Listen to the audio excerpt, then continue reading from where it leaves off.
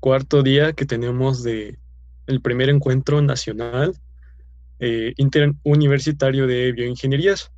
El día de hoy, yo los estaré acompañando. Mi nombre es Oliver Armenta y estaré moderando esta conferencia de, por parte del doctor Jesús Muñoz Rojas, eh, que tiene el nombre de Tolerancia de bacterias benéficas a la desecación y sus implicaciones.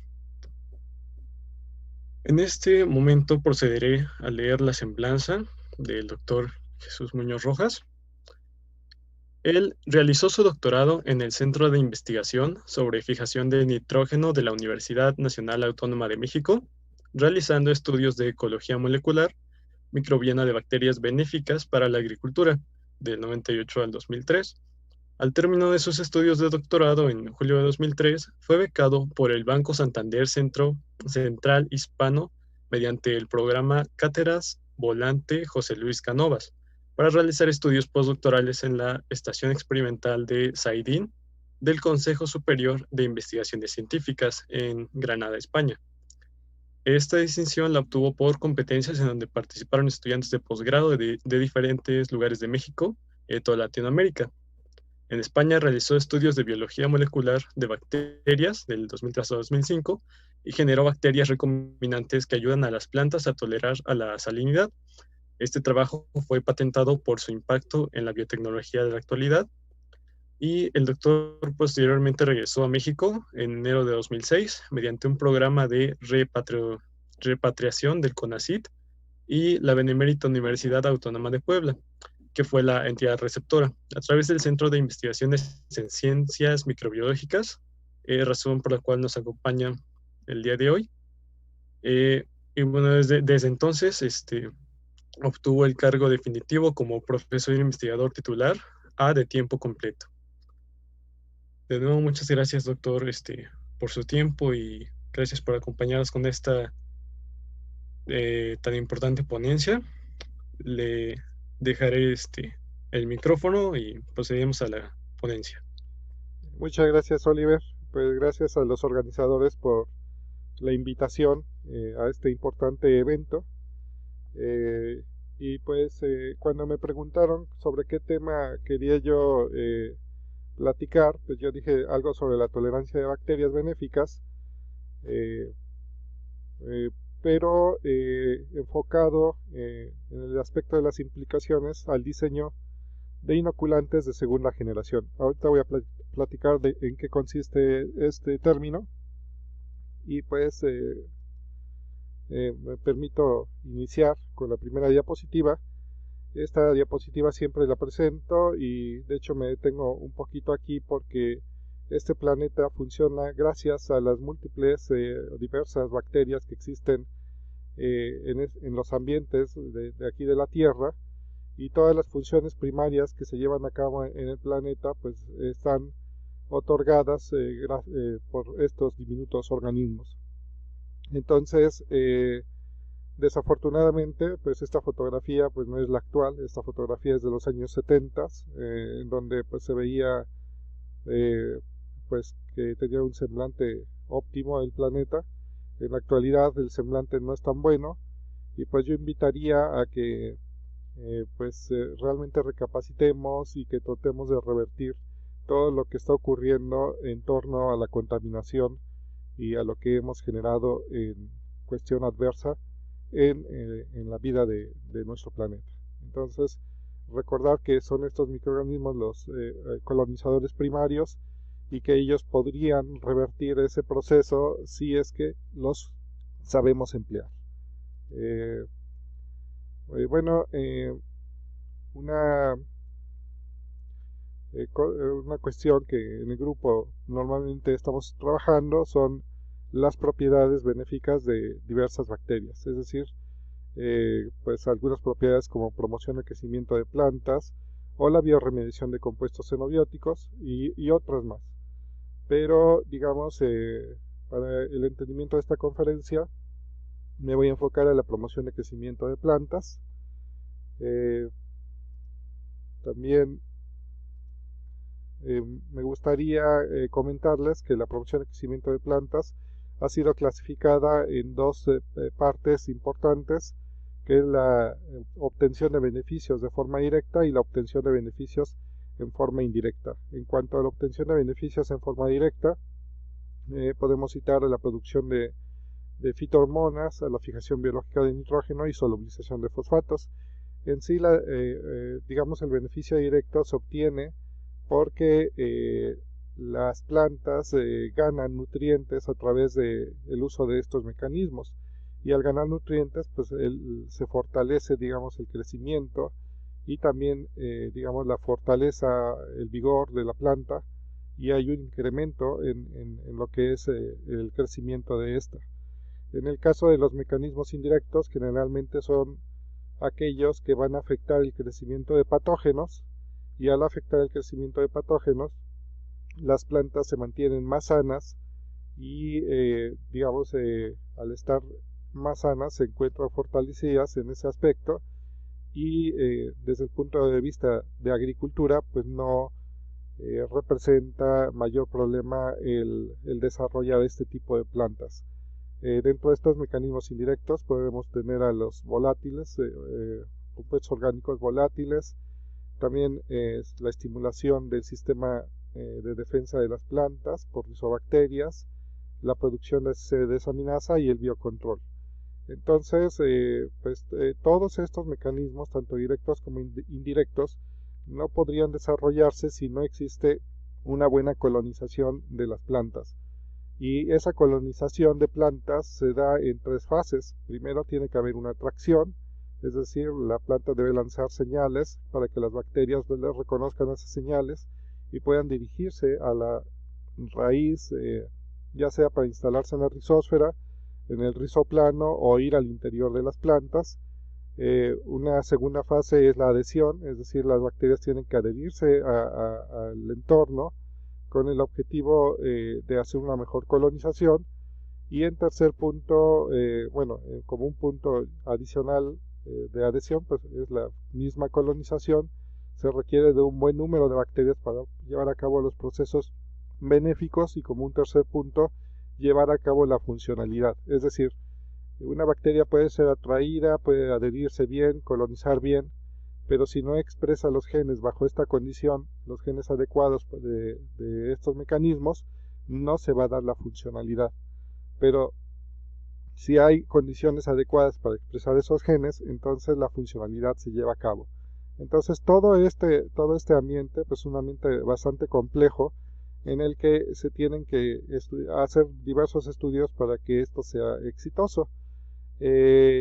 Además, durante todo el proceso, las bacterias pues tienen que lograr sobrevivir. Si los ambientes son adversos, entonces las bacterias no logran sobrevivir, no logran llegar a hacer el proceso y mucho menos la funcionalidad. Entonces de ahí la importancia de estudiar la supervivencia. Esta fotografía la muestro porque en el laboratorio pues tenemos diversos modelos para estudiar esa interacción de bacterias benéficas con plantas. En particular el maíz nos ha atraído bastante porque México es país de origen de esta planta, y pues tenemos diversas variedades. Entonces podemos hacer experimentos que en otros lugares del mundo pues no pueden hacer, dado que no tienen esta diversidad de variedades. También tenemos otros modelos que se hacen a través de cultivo de tejidos con el fin de obtener plantas notobióticas, plantas que no estén colonizadas por ninguna bacteria, con el objetivo de hacer los estudios de interacción bacteria benéfica con las plantas. Por supuesto, estas plantas provienen de callos que están sin diferenciar y se tienen que pasar a condiciones para que se lleve a cabo la desdiferenciación.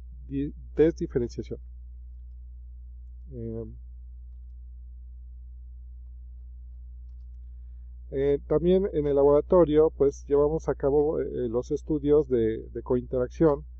Hay un modelo que nos gusta mucho porque asegura que se dé la adhesión, digamos, desde un punto de vista forzado, y también porque es la forma en que los agricultores pueden llevar a cabo la inoculación.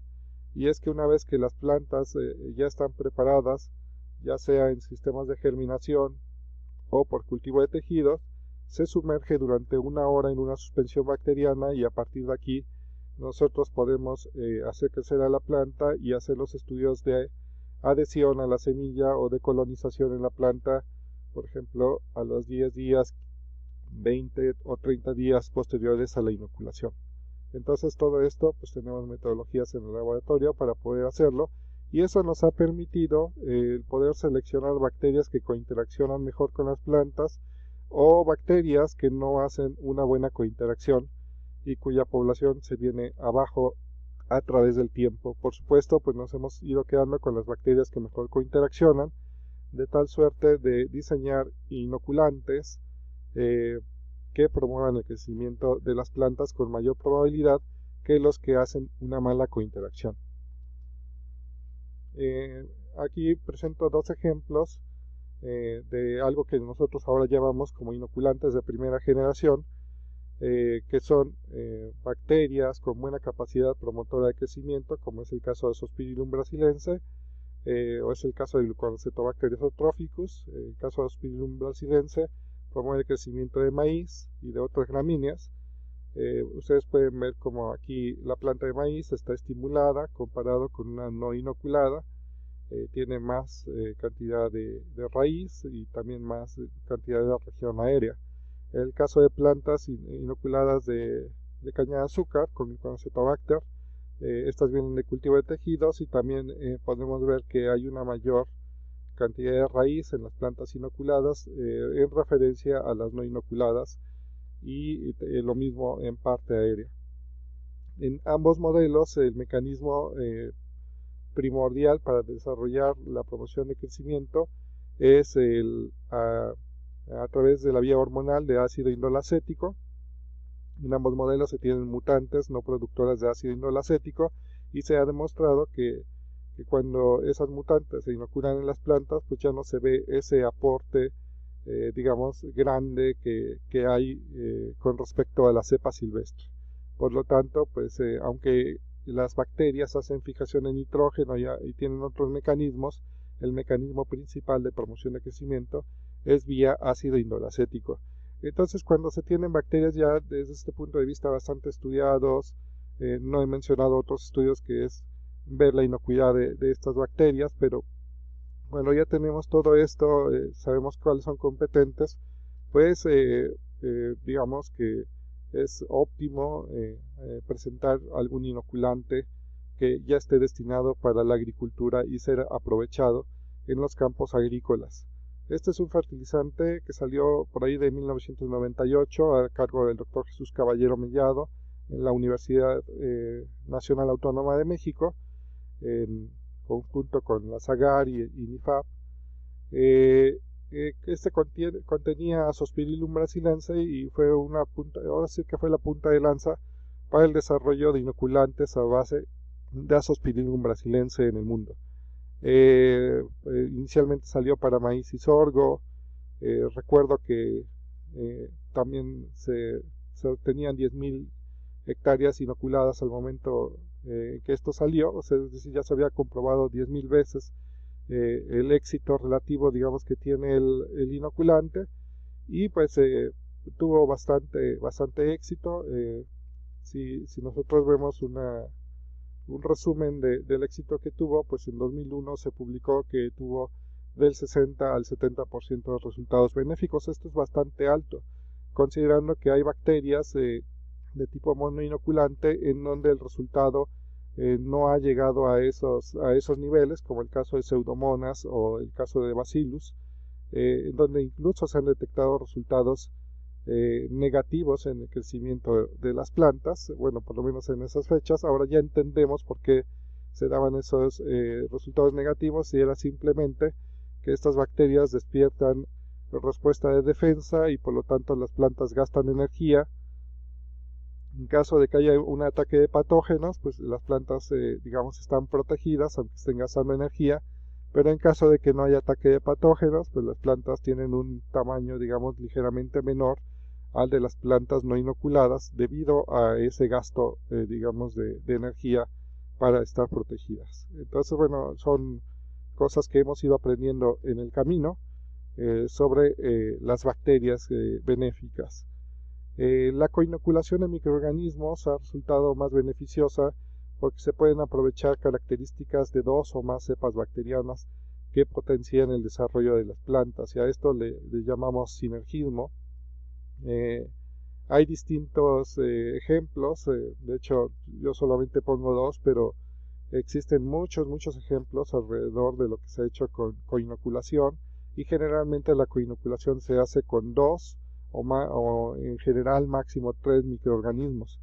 Entonces se aprovechan, por ejemplo acá se puso Serratia marcescens, otra Serratia que no está bien caracterizada, y Mesorhizium ciceri, y con esta mezcla se aumenta el número de nódulos, producción, contenido de proteína respecto a la monoinoculación. Y bueno, hay, insisto, muchos ejemplos ya en la actualidad. Hubo un boom por ahí entre 2012 a 2016 sobre este tipo de formulaciones, y pues ya contamos con bastante conocimiento alrededor de estos temas. Y digamos, en nuestro grupo, en el grupo de Ecology and Survival of Microorganisms, surge, digamos, el nacimiento del concepto de inoculantes de segunda generación, que es un concepto en donde nosotros proponemos hacer mezclas de bacterias, pero bacterias que sean igual benéficas, pero que cumplan con 8 características de investigación que no cumplen los inoculantes de primera generación. Entonces, a continuación me voy a permitir hablar de estas 8 características, y ahí es donde van a entender la importancia de los estudios relacionados con la desecación. Les recomiendo leer este artículo, que es uno de los artículos iniciales donde proponemos este concepto.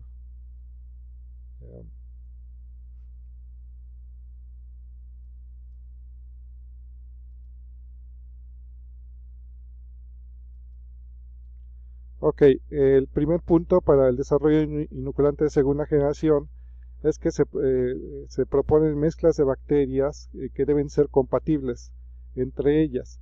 Anterior a esto, pues se mezclaban bacterias, pero no se veía esa compatibilidad.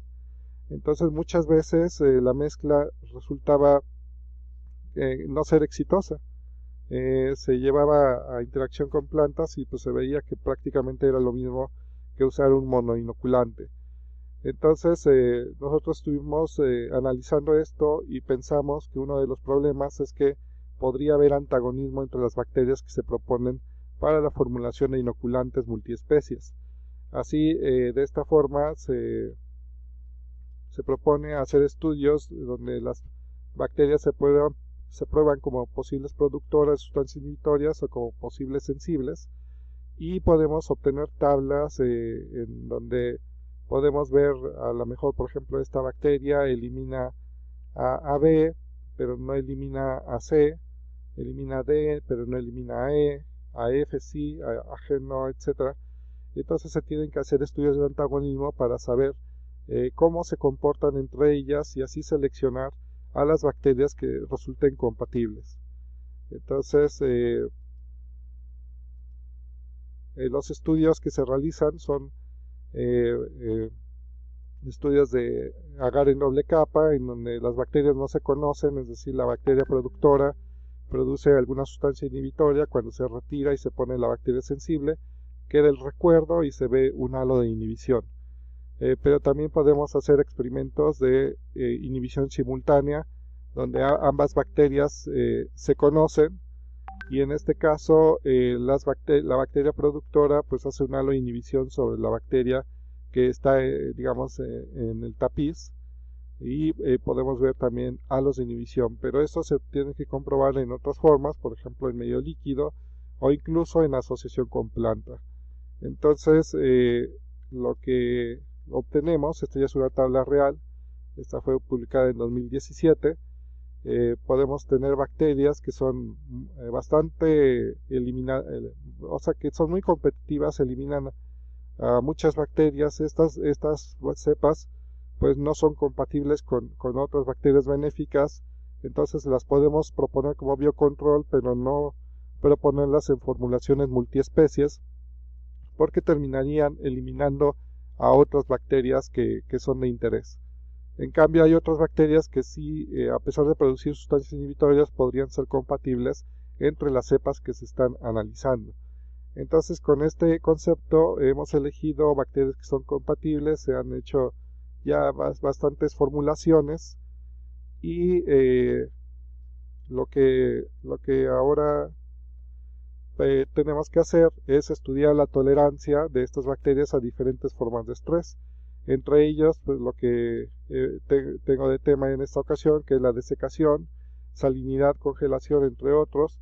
Y entre otros puse aquí el estrés por oxígeno y puse estos 4 en particular porque todos se relacionan con la desecación. Es decir, estos fenómenos están bastante interrelacionados. En el caso de salinidad, pues las bacterias prácticamente sufren una desecación dado que el agua está secuestrada por el cloruro de sodio. En el caso de perdón, en el caso de desecación, pues las bacterias están perdiendo agua activamente debido al entorno seco.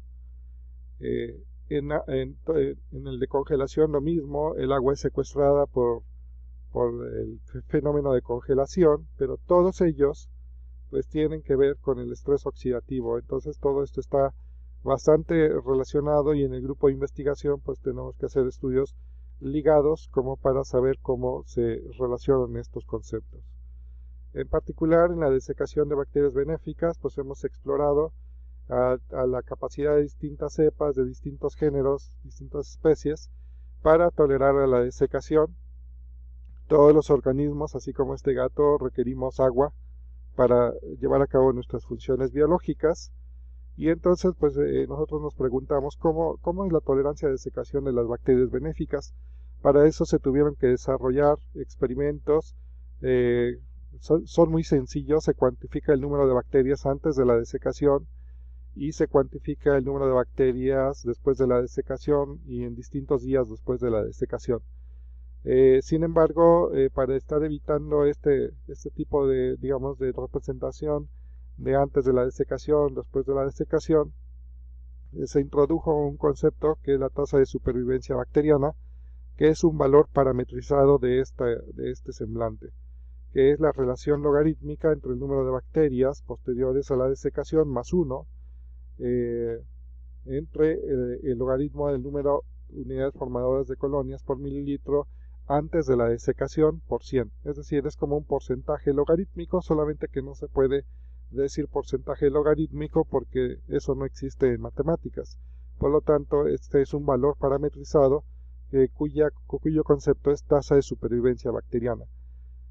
Por supuesto, estos valores, ya hablando de varios cientos de bacterias que se han explorado en su tolerancia a desecación, no hubieran sido posibles sin una metodología rápida de cuantificación de bacterias.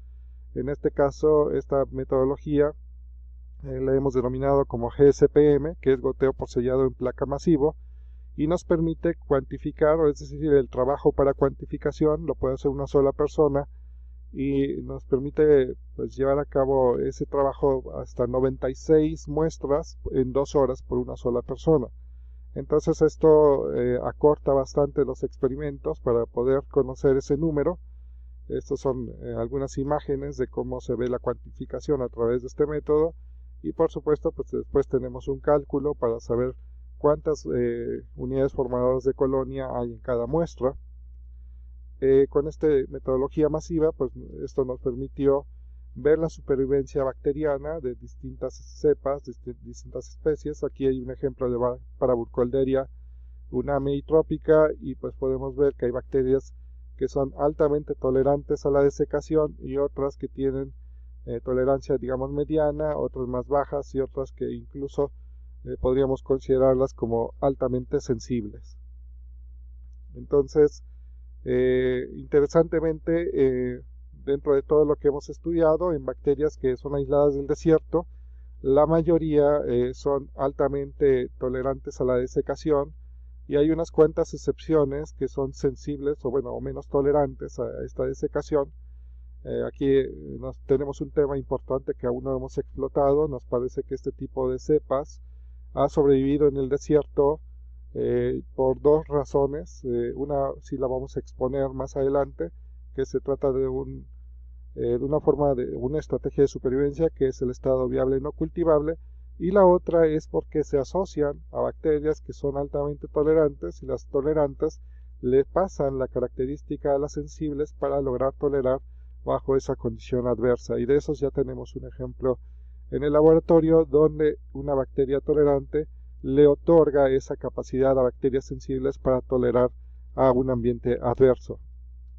El concepto de desecación es, como aquí lo podemos ver, es lo que queremos que hagan nuestras bacterias, que nosotros podamos desecar a las bacterias, que se queden prácticamente como momias, y que al momento de rehidratarlas, imagínense que esta momia es un corredor olímpico, y al momento de rehidratarlas queremos que hagan su función y que ganen la carrera en donde las estamos sometiendo. Ese es el concepto. Nos gustaría tener formulaciones desecadas de tal suerte que cuando se hidraten por los agricultores, pues estas inmediatamente van a hacer su función benéfica. Es algo es una pregunta bastante fuerte, pero cada vez tenemos más elementos para poder llegar a este tipo de formulaciones.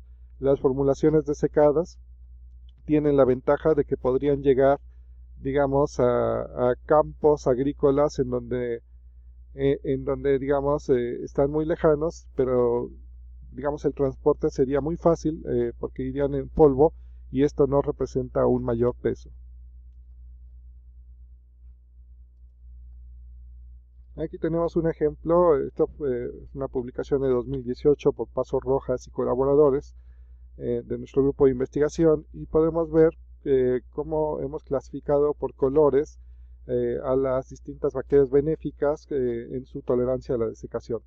Entonces, estas que están como en color azul morado son, es como digamos que bacterias altamente tolerantes a la desecación. La tasa de supervivencia bacteriana de una altamente tolerante desecación va de 80 a 100. En el caso de las que son tolerantes a desecación, van de 60 a 80, que están en color verde. Las moderadamente tolerantes van de 40 a 60. Estas que están en amarillo más fuerte, que es de 20 a 40, digamos ya son menos tolerantes o de baja tolerancia. Y las que están en rojo, pues son bacterias que son, o que creíamos en un principio que eran altamente sensibles a la desecación, por lo menos desde el punto de vista de viabilidad. Sin embargo, más adelante vamos a ver cómo Pseudomonas putridea KT2440 tiene una estrategia alternativa para tolerar a la desecación, y a pesar de que la vemos en cero, pues no está exactamente muerta, digamos. Entonces, hemos hecho este tipo de estudios en el laboratorio, y con estos resultados pues hemos seleccionado a las bacterias más resistentes, que son candidatas para ser utilizadas como inoculantes de plantas para la agricultura y o la rizoremediación de suelos contaminados en zonas áridas o semidesérticas. Entonces, con esto pues ya tenemos algunas formulaciones, y con algunas bacterias que son muy tolerantes a la desecación nos hemos aventurado a ir en la búsqueda de genes que pudieran ser responsables de esa tolerancia a la desecación. En el caso de Klebsiella varicola T29A, que es muy tolerante a la desecación, hemos encontrado un gen. Se hizo una mutante a través de transposición mini-TN5, y tenemos una mutante que cayó en un gen que codifica para un regulador transcripcional llamado BET-R. Y esta bacteria, esta mutante, pues es altamente sensible a la desecación. En cambio, cuando se complementa, es decir, se le ponen trans a estos genes, pues ahora vuelve a recuperar su fenotipo de tolerancia a la desecación, no tan arriba como la silvestre. Creemos que es porque pues el complementar en trans, pues el número de copias no es igual que ocurre en la cepa silvestre, y entonces la modulación pues no es tan fina en esta cepa complementada, por lo que no alcanza la supervivencia de las silvestres. Sin embargo, en términos de desecación, pues es bastante alentador que hemos comprobado que este gen tiene que ver con esa tolerancia, y actualmente ya tenemos estudios de transcriptómica que nos están ayudando a entender. Estos estudios han sido elaborados por María Rosete y Verónica Quintero Hernández en el grupo de investigación, y pues digamos que todavía no los presento porque no los hemos publicado, pero nos han ayudado a entender cómo es que las bacterias, a través de esa mutación, pues pueden digamos, tolerar la desecación cuando tienen ese gen activo. Este es el artículo, es de Rodríguez Andrade, en donde ustedes pueden, digamos, conocer un poquito más de cómo es que se encontró este gen, que se llama BET-R, en relación con la tolerancia a la desecación de esta bacteria. Klebsiella varicola es una bacteria que fue aislada de caña de azúcar, es promotora de crecimiento de plantas, aunque nosotros solamente la usamos como modelo para promover el crecimiento debido a que está relacionado con algunos patógenos. Como punto 3, en el desarrollo de inoculantes de segunda generación, pues se seleccionan consorcios de bacterias que contienen miembros promotores de crecimiento de plantas de mecanismos conocidos, no patógenos, compatibles y tolerantes a desecación. Y pues el hecho de que nosotros ya tengamos, digamos, como nuestras mezclas que son posibles, son como nuestros gallos, pues esta selección no significa que ya van a ser exitosos para promover el crecimiento de plantas. En realidad tenemos que explorar si realmente esa mezcla que se nos ocurrió pues es positiva a la hora de hacerla cointeraccionar con plantas. Pero para llegar a plantas se tiene que brincar un punto que es el más sangriento, digamos, de este diseño de inoculantes de segunda generación. Es el que más tiempo nos ha llevado en el laboratorio, y es el diseño de medios de selección para cada cepa del consorcio. Es decir, si nosotros queremos estudiar la cointeracción de una mezcla propuesta, pues debemos tener medios que puedan seleccionar. Por ejemplo, acá en un ejemplo, si hubiera 6 bacterias en un consorcio, entonces requerimos 6 medios de selección. Cada uno debe permitir el crecimiento de una sola cepa y discriminar el crecimiento de los otros 5. Y pareciera que en la literatura nos dicen que existen medios de selección y que con esos podemos nosotros tener el crecimiento de una sola especie bacteriana, pero en la realidad eso no es tan cierto. Entonces, pues resulta que, por ejemplo, Pseudomonas putida, que normalmente crece en LB, pues todas las demás cepas también crecen en LB.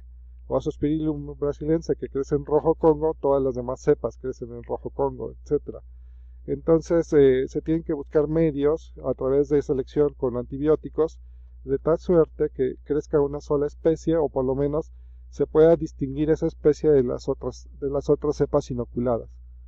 Y insisto, pues esto prácticamente le lleva a los estudiantes alrededor de un año y medio para poder tener medios de selección contundentes y poder hacer los estudios de cointeracción cuando las bacterias están en mezclas. Pero además de estos estudios, se debe contar con vías moleculares para la identificación de esas cepas que son seleccionadas. Es decir, no nos quedamos solamente con la selección y ya nos convencemos que es la cepa que inoculamos, que va en el consorcio, sino que debemos de acompañarlo, ya sea de estudios de secuenciación o estudios rápidos. Por ejemplo, acá hacemos amplificación del 16S y aparte cortamos con alguna enzima de restricción y tenemos un patrón característico, digamos, de corrida en electroforesis, y este patrón de característico pues es el que nos puede confirmar que los medios de selección están trabajando adecuadamente. Entonces, cuando ya tenemos esto, ya podemos llegar al punto donde vamos a explorar la capacidad del consorcio para interaccionar con plantas. Digamos que esos estudios de cointeracción se hacen versus las cepas solas. Aquí vemos una tabla de colonización de bacterias en la rizósfera. Vemos la colonización individual y se compara cómo ocurre la colonización en mezcla. Aquí, por ejemplo, nos llama la atención que a los 10 días Azospirillum brasilense en mezcla pues no lo logramos detectar. Quizás bajo esta condición la bacteria no es tan competitiva, sin embargo a los 20 días ya está presente. O sea que no se detectó al principio, pero sí estaba, de tal suerte que a los 20 días ya la podemos detectar, y a los 30 días sí está presente, pero el número decae. Entonces este tipo de estudios, cuando están en mezcla, pues nos permite ver el comportamiento de las cepas ahora en consorcio. O sea, no va a ser igual en algunas cepas de los estudios que tenemos. Sí ha ocurrido que son bastante similares cuando están solas o en consorcio, pero otras cepas tienen o sufren cambios a través del tiempo. Este es nuestro primer ejemplo de un consorcio bacteriano que contenía justamente 6 bacterias, 6 especies de bacterias, todas promotoras de crecimiento de plantas. Producen antimicrobianos, pero son capaces de coexistir. Se explora entonces, a partir de cuando ya se tiene los medios de selección, se explora la capacidad de promoción de crecimiento de los consorcios. Digamos, en este momento ya tenemos estudios de coexistencia, de interacción con plantas, y pues en este caso este consorcio logra promover el crecimiento de las plantas mucho mejor a los monoinoculantes. Aquí solamente estoy mostrando la foto de la promoción de crecimiento del consorcio versus las plantas no inoculadas. Esto es en condiciones de laboratorio, condición de invernadero, pero también tenemos que explorar la capacidad del consorcio ya en condiciones de campo, en escenarios reales. Entonces, en este particular, este consorcio pues logró promover el crecimiento de plantas bajo condiciones de campo. Las plantas no inoculadas pues llevaban este ritmo de crecimiento bastante más bajito con respecto a las inoculadas. El siguiente paso pues dentro de esto de escenarios reales pues es empezar a explorar más condiciones. La misma condición es el maíz rojo. Podemos ver que el vigor de las plantas inoculadas está mucho mejor al de las no inoculadas, y pues, no solamente es el crecimiento de la parte aérea, sino también la producción de las mazorcas, digamos, que provienen de plantas inoculadas, pues bajo condición limitante de nitrógeno, fue mayor al de la producción de plantas que no están inoculadas. Bajo condición de no limitación de nitrógeno también hay una ventaja de las plantas inoculadas, pero no es tan evidente como en limitación de nitrógeno. También se probó en distintas plantas. Aquí pues solamente estamos mostrando la altura, el diámetro.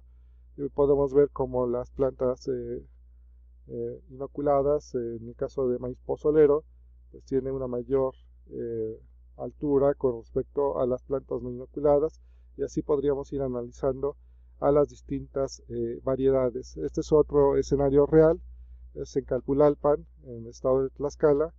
Podemos ver cómo las plantas inoculadas incluso tienen una tonalidad de verde mucho más intenso que las plantas no inoculadas. Algo que nos llama la atención es que aunque en los dos sitios hay hierba, porque no hicieron labranza para quitar la hierba, tampoco se adicionó herbicida, pero el tamaño de la hierba en la zona inoculada fue mucho menor.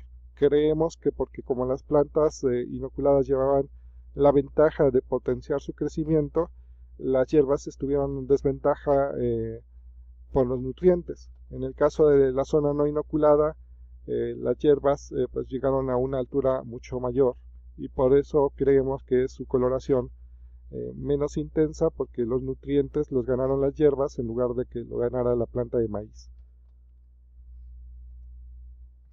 Tenemos otros ejemplos. Esta es papa inoculada con formulación multiespecies. podemos ver el crecimiento es mucho mayor que las plantas pues no inoculadas. Lo mismo ocurre en caso de frijol. En el caso de las zonas inoculadas, pues tienen un vigor mucho mejor. Los rendimientos también son más altos que en caso de plantas no inoculadas. Tenemos ejemplos, por ejemplo, de jitomate. También las plantas inoculadas con la formulación multiespecie son mayores a las de las no inoculadas. Y esto pues, también se ha reflejado cuando se llega a la formación de fruto. Estas plantas que son inoculadas pues tienen más frutos, y algo que nos mencionan los agricultores es que el tiempo de vida de anaquel lo han visto mucho mayor cuando han sido inoculados con la formulación multiespecies. Ahí también tenemos un trabajo pendiente por parte del grupo para ver cómo ocurre esto. Este es un caso de Morelia, de arroz, también cuando se inocula con la formulación multiespecies. Y bueno, esto fue publicado en un capítulo del libro reciente, en 2019, por Morales García y colaboradores dentro del grupo. Otros ejemplos pues pueden incluir chile habanero, donde también lo hemos explorado con resultados exitosos. Algo donde estamos impactando ahora es en agricultura urbana. Podemos ver cómo bajo condiciones de maceta, en techos de casas, pues también podemos tener una mejor producción de las plantas en condiciones, digamos, adversas, porque una maceta no es lo óptimo para plantas de producción, pero podemos obtener, digamos, mejor rendimiento. En caso, por ejemplo, de calabaza, se puede obtener calabaza si es que es inoculada. Si no es inoculada, es muy difícil de llegar a etapa de floración. Lo mismo para el tomate y diversas plantas que se han estado explorando a nivel de jardín urbano. Pues la formulación ha sido patentada. Nuestro primer producto salió con este eslogan de Juntas Somos Mejores. Y pues la patente fue otorgada en 2016. Nosotros sometimos en 2013, pero en 2016 ya fue otorgado por el Instituto Mexicano de Propiedad Industrial. En la actualidad, con ayuda del doctor Antonino Báez Rogelio, con quien iniciamos la spin-off, somos tres los fundadores: la doctora Yolanda Elizabeth Morales García, el doctor Antonino Báez Rogelio y su servidor. Pues el doctor Antonino es especialista de fermentadores, y hemos hecho el escalamiento, digamos, de esta formulación, y tenemos en la actualidad 2 fermentadores en la planta piloto de la universidad, con la que ya podemos desarrollar a más escala, a granel, digamos, la formulación de este inoculante. Contamos ya con el registro de marca, y pues digamos que vamos avanzando. Un reto que ahora tenemos es el tener plantas ya no a nivel de agricultura urbana, o sí a nivel de agricultura urbana, pero más dedicado como a oficinas o casas que no tienen luz solar, usando focos LED. Ya tenemos experimentos de esto y tenemos resultados positivos cuando se inocula con la formulación multiespecies. Pues este es otro ejemplo de una formulación que fue hecha con el propósito de, digamos, ayudar a que esta planta, que se llama Echinocactus plateacanthus, una planta que está en peligro de extinción, pues pueda sobrevivir mejor. Entonces, gracias a aislamientos que han hecho algunos colaboradores, como la doctora Rocío Bustillos Cristales, pues hay bacterias que promueven el crecimiento de Echinocactus plateacanthus. Estas son plantas inocular. El tamaño pues, de las plantas inoculadas es mucho mejor. Y con esas bacterias que promueven el crecimiento de esta planta se han hecho formulaciones multiespecies, y aquí vemos en color rosa el ritmo de crecimiento de una formulación multiespecies. El de Echinocactus plateacanthus, cuando es inoculado con esta formulación multiespecies, y como yo les decía al principio de la charla, no todas las formulaciones multiespecies van a ser capaces de promover el crecimiento de estas plantas. Aquí en amarillo tenemos un ejemplo de esto. Pues propusimos una formulación multiespecies que prácticamente se comportó, el tamaño de las plantas se comportaron como las no inoculadas, por lo que abandonamos los experimentos en este punto y nos hemos quedado con esta formulación que pues es la que hemos llevado a patente internacional. Todavía no ha concluido, no tenemos todavía digamos el título de propiedad, pero está en proceso de evaluación de fondo esta patente. Tenemos otras formulaciones con bacterias que son tolerantes a desecación y con estas formulaciones nosotros hemos acoplado a estas bacterias digamos a semillas de maíz. Estas semillas de maíz las hemos desecado y probado si cuando ocurre desecación ellas son capaces de promover el crecimiento de plantas, y pues podemos ver acá que sí, o sea, las bacterias, aunque se desecaron en conjunto con el maíz, conservan la propiedad de promover el crecimiento de plantas. Y si quisieran, bueno, aquí es otra fotografía, un ejemplo de cómo las multiespecies, esta es otra formulación, pero son capaces de promover con respecto a plantas no inoculadas o monoinoculantes. Si quieren ver detalles de este trabajo, pues tienen que leer esta publicación por Molina Romero y colaboradores, otra publicación del grupo. Y pues quisiera enfocarme en estos últimos minutos al modelo de Pseudomonas putida KT2440, dado que, como les mostré anteriormente, es una bacteria altamente sensible a desecación. Al tiempo, por ejemplo, en esta gráfica, al tiempo 12 ya no somos capaces de aislar bacterias, y entonces pues algo que nos preguntábamos es qué ocurre con estas bacterias, qué les está pasando digamos en su forma a la hora de secarse. Solo para los que no conozcan a Pseudomonas putida KT2440, es una bacteria con capacidad de degradar compuestos xenobióticos, promueve el crecimiento de plantas, como por ejemplo Echinocactus platyacanthus, maíz, etc. Se conoce el genoma completo de la bacteria, es capaz de hacer biocontrol. Entonces es una bacteria bastante estudiada por su capacidad de degradar compuestos y por sus características promotoras de crecimiento de plantas. Entonces cuando nosotros desecamos a esta bacteria en una microscopía por azul de toluidina, pues lo que vemos es que pues sí, se deseca, pero a la vista del azul de toluidina las bacterias solamente se hacen un poco más pequeñas respecto a las bacterias no desecadas, pero no pareciera que se están, digamos, explotando o que algo les está sucediendo. Entonces, pues nos llamó la atención simplemente el hecho de que se mantiene la forma.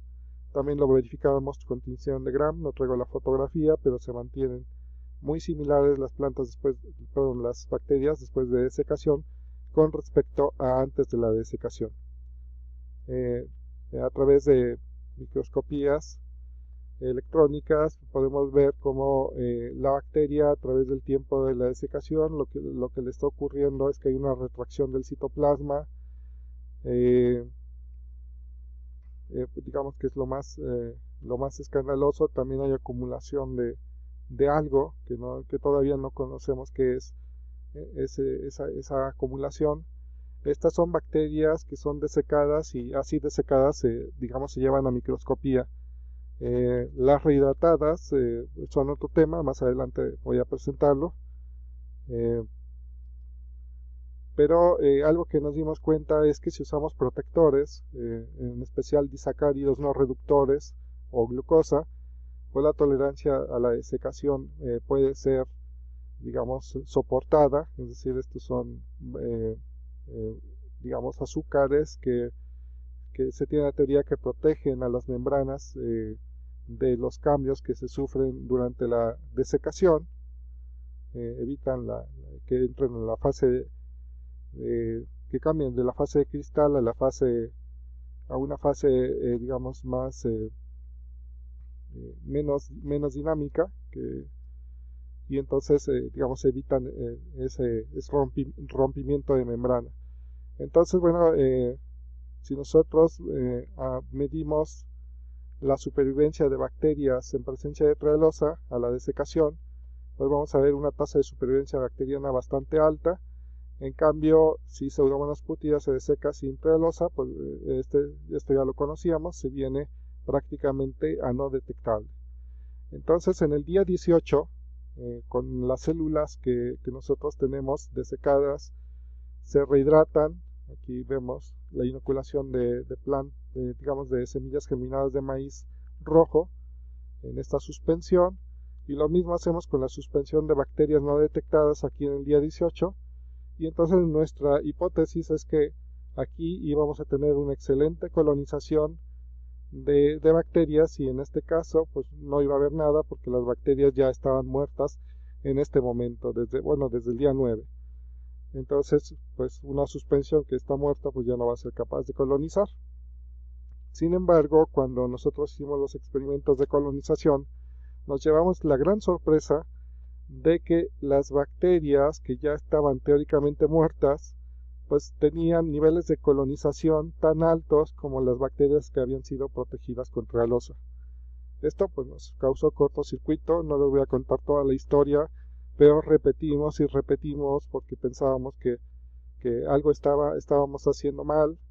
Lo hicimos incluso con mutantes marcadas, ya con antibióticos bastante selectivos, y siempre ocurrió esto, es decir, pues podía ser que habían sobrevivido unas cuantas bacterias y que esas crecieran al momento de interacción con plantas, lo cual fue descartado por experimentos que no mencionaré en este momento, pero no es crecimiento de bacterias. Y nos dimos cuenta entonces que las bacterias en realidad, bajo la condición de desecación, a los 18 días pues no estaban muertas, sino habían estado entrando a un estado viable no cultivable, o bien que estaban muertas y resucitaban tras la rehidratación en asociación con plantas de maíz. Entonces son dos cosas difíciles de descartar. Eh, una metodología que es como la metodología madre para ver si las bacterias están vivas o muertas es este kit de vivas o muertas, justamente se llama así, en donde no voy a decir el principio por falta de tiempo, pero simplemente decirles que las bacterias vivas se ven de color verde de acuerdo al kit, y las bacterias muertas se ven de color rojo, aparentemente por el daño a membrana que están sufriendo.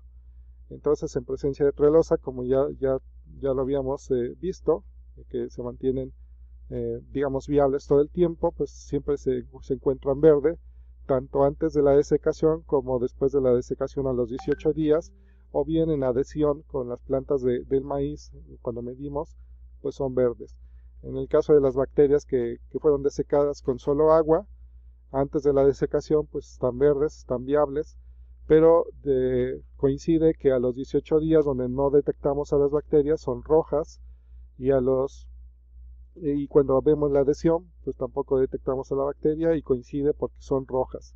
Sin embargo, tras la colonización, pues nosotros podemos ver tanto a las que están en trealosa como las que están, digamos, aquí está al revés, en trealosa como las que están en agua.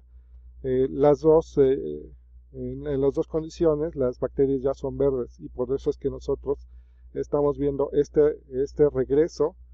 Insisto, no hemos descartado la posibilidad de que estaban muertas y que realmente resucitan, o bien, como lo hemos publicado, que entraron a una fase viable no cultivable y regresan de esa fase viable no cultivable. En el artículo, pues déjenme decirles que no nos dejaron poner que las bacterias resucitaban. Causó bastante controversia con los revisores, y por eso es que publicamos que las bacterias entraban a una condición subletal de daño en membrana, y por lo tanto estaban en un estado de no cultivabilidad, en estado viable no cultivable, y regresaban a estado viable cultivable, y a un estado donde ahora se tornan verdes.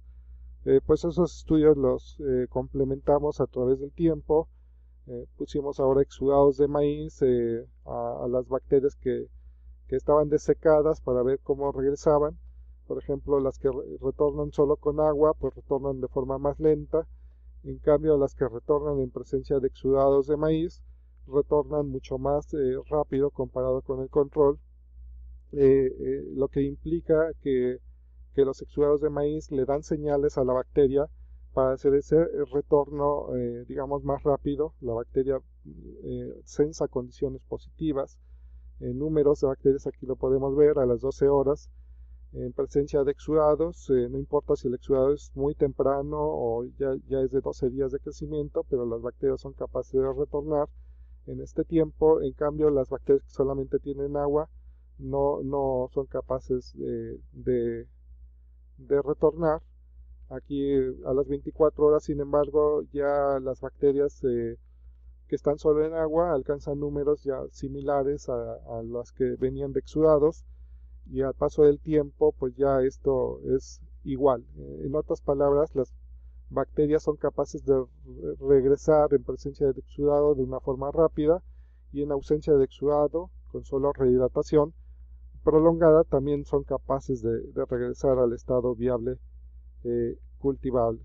Entonces, bueno, haciendo una curva de crecimiento acoplada a esta tinción de vivas o Entiendo, doctor. muertas, podemos ver como antes de la desecación son verdes, después de la desecación a los 3 días ya hay unas cuantas verdes, a los 6 días ya casi no hay verdes, a los 9 ya no hay, ya todas son rojas, y a partir de entonces pues, se mantienen, digamos, rojas.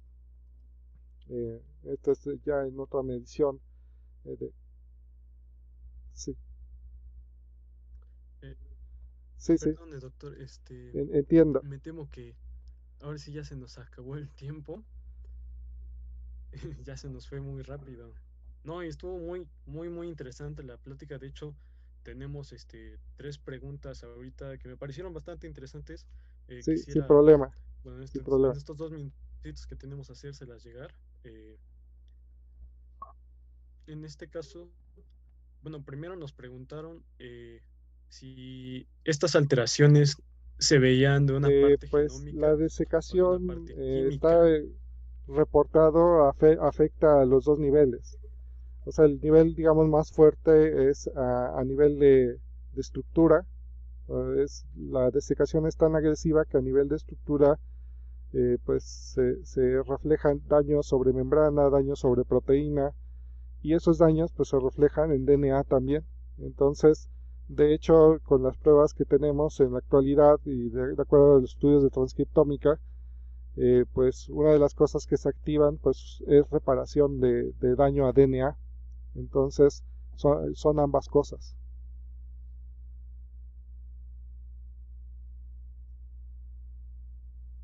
Son las dos, sí. La otra pregunta que nos comentan es, ¿cómo se logra hacer el control de estas bacterias cuando ya son Pues aplicadas en el en caso ambientes de las formulaciones abiertos? multiespecies, que las primeras que hemos desarrollado han sido basadas en bacterias catalogadas como benéficas a nivel internacional. Eh, Se han hecho estudios que son cosmopolitas, es decir, no estamos metiendo nada que sea extraño a los ambientes. En el caso de cultivos digamos, intensos, pues Ujú. incluso pues están devastados, esos cultivos están bastante erosionados, y no hay ningún problema en introducir este tipo de bacterias porque van a beneficiar, digamos, con el tiempo a restaurar el sistema en lugar de echarlo a perder.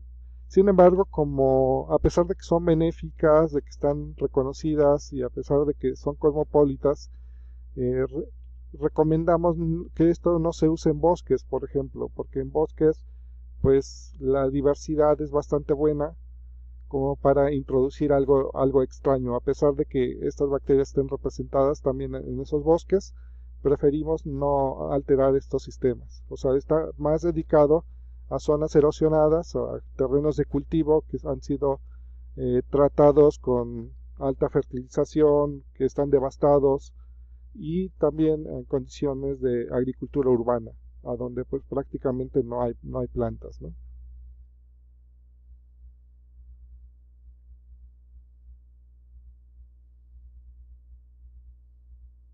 Perfecto. Y bueno, tenemos otras preguntas, pero ya tendremos que acabar con la sesión.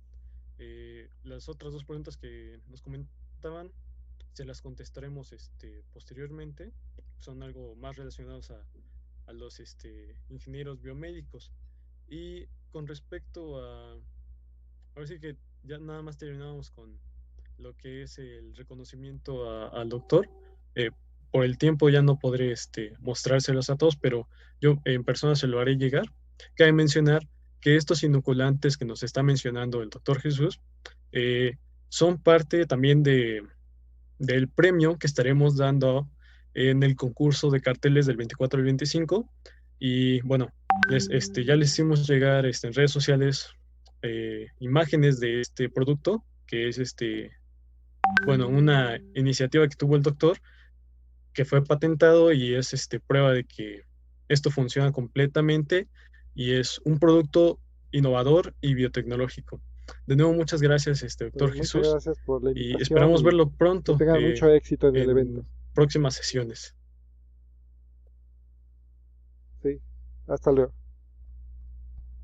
Muchas gracias, doctor. Nos estamos viendo. Hasta luego.